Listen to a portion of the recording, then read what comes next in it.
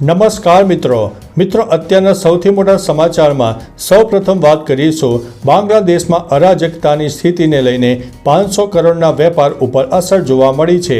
બાંગ્લાદેશમાં હિંસા વધી રહી છે અને તેની અસર વેપાર ધંધા ઉપર પડી છે। ત્યારે ઔદ્યોગિક નગર સુરતમાં મુખ્ય 2 ડાયમંડ અને ટેક્સટાઇલ ઉદ્યોગ છે। જ્યારે પણ આંતરરાષ્ટ્રીય સ્તર ઉપર કંઈ પણ ઉથલપાથલ થાય છે ત્યારે તેની સીધી અસર આ બંને ઉદ્યોગ ઉપર થતી હોય છે। હાલ બાંગ્લાદેશમાં જે પ્રકારની રાજકીય કટોકટી ઊભી થઈ છે તેના કારણે ટેક્સટાઇલ ઉદ્યોગમાં ચિંતાનું મોજું ફરી વળ્યું છે। મિત્રો, અન્ય મહત્વના સમાચારની વાત કરીએ તો શ્રાવણના પ્રારંભમાં જુગારધામો ધમધમ્યા છે। આણંદ ખેડા જિલ્લામાં જુગાર રમનાર મેદાનમાં આવી ગયા છે।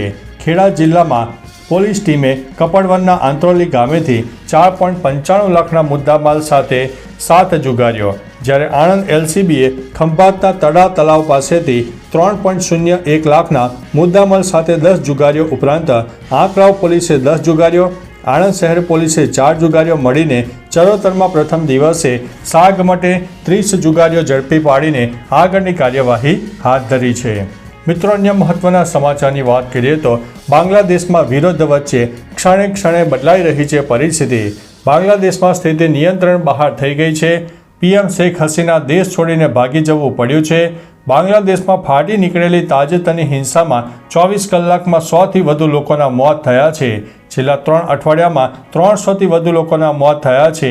પોલીસ યુનિયને જણાવ્યું છે કે વિરોધીઓ પર ગોળીબાર કરવાની ફરજ પડી રહી છે। બાંગ્લાદેશમાં ઉચ્ચ માધ્યમિક શાળા પ્રમાણપત્ર પરીક્ષાઓ પણ મુલતવી રાખવામાં આવી છે। મિત્રો, અન્ય મહત્વના સમાચારની વાત કરીએ તો ઓલિમ્પિકમાં ભારતનું સૌથી મોટું સપનું તૂટ્યું છે। ઓલિમ્પિકમાં 44 વર્ષ બાદ હોકીમાં ગોલ્ડ મેડલ જીતવાનું ભારતનું સપનું તૂટી ગયું છે। ભારતીય હોકી ટીમ એટલે કે પુરુષો સેમીફાઇનલમાં જર્મની સામે 3-2થી હારી ગયા છે। જોકે હજુ પણ ભારત માટે બ્રોન્ઝ મેડલ જીતવાની આશા છે। ભારતે સ્પેન સામે બ્રોન્ઝ મેડલ રમવાની છે। ટોક્યો ઓલિમ્પિકમાં પણ ભારતને બ્રોન્ઝથી સંતોષ પણ માનવો પડ્યો હતો। મિત્રો, અન્ય મહત્વના સમાચારની વાત કરીએ તો 1500 ડમરૂના નાદથી ગુંજી મહાકાલની નગરી। 1500 ડમરૂના નાદથી મહાકાલની નગરી ગુંજી ઉઠી હતી। શ્રાવણના પહેલા સોમવારે મહાકાલ લોકસ્થિત શક્તિપથ પર 1500 જેટલા ડમરૂ વાદકોએ પ્રસ્તુત કરીને federation of Indian association of ન્યૂયોર્કના 488 ડમરૂ વગાડવાના રેકોર્ડને તોડ્યો હતો। ગિનિસ બુક ઓફ વર્લ્ડ રેકોર્ડના એડિટર ઋષિનાથે ડમરૂ વગાડવાના રેકોર્ડનું સર્ટિફિકેટ પ્રદાન કર્યું હતું। રાજ્યના મુખ્યપ્રધાન મોહન યાદવે શુભકામના પણ પાઠવી હતી। મિત્રો, અન્ય મહત્વના સમાચારની વાત કરીએ તો સગીરાને ભગાડી જઈને દુષ્કર્મ આચરનારને 25 વર્ષની કેદની સજા। ધારી કોર્ટે સગીરાને ભગાડી લઈ જઈને દુષ્કર્મ આચરનાર શખ્સને 25 વર્ષની કેદ અને રૂપિયા 5.50 લાખનો દંડ ફટકાર્યો છે। ઉલ્લેખનીય છે કે ચલાલા તાલુકાના દીતલા ગામની સીમમાં 7 વર્ષ પહેલા જૂનાગઢના શખ્સે એક સગીરાને લલચાવીને ભગાડી જઈને દુષ્કર્મ આચર્યું હતું। આ ઉપરાંત સગીરાને વચગાળાના વળતર પેટે રૂપિયા 5 લાખની રકમ ચૂકવવાનો પણ અદાલતે હુકમ કર્યો છે। મિત્રો, અન્ય મહત્વના સમાચારની વાત કરીએ તો શેખ હસીનાને મોટો ઝટકો। બાંગ્લાદેશના પૂર્વ વડાપ્રધાન શેખ હસીનાને એક પછી એક ઝાટકા લાગી રહ્યા છે। હસીના લંડન જવા માગે છે, પરંતુ બ્રિટિશ સરકારે સંકેત આપ્યા છે કે એકવાર તે ત્યાં પહોંચે તો બાંગ્લાદેશીઓના વિરોધને કારણે તેની સામે કાયદાકીય કાર્યવાહી કરવામાં આવી શકે છે। અહીં અમેરિકાએ હસીનાના વિઝા કેન્સલ કરી દીધા છે। આવી સ્થિતિમાં શેખ હસીના હજુ થોડા દિવસ ભારતમાં રહી શકે છે। તેમને સલામત સ્થળે ખસેડવામાં આવ્યા છે। મિત્રો, અન્ય મહત્વના સમાચારની વાત કરીએ તો હિજાબ બુરખા પર પ્રતિબંધ સુપ્રીમ કોર્ટમાં સુનાવણી થશે। કોલેજોમાં હિજાબ પ્રતિબંધનો મુદ્દો ફરી એકવાર ચર્ચાનો વિષય બન્યો છે।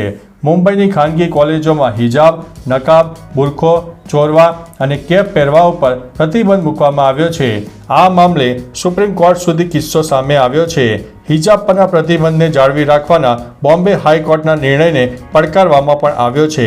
સુપ્રીમ કોર્ટે કહ્યું છે કે આ મામલે ટૂંક સમયમાં સુનાવણી હાથ ધરવામાં આવનાર છે।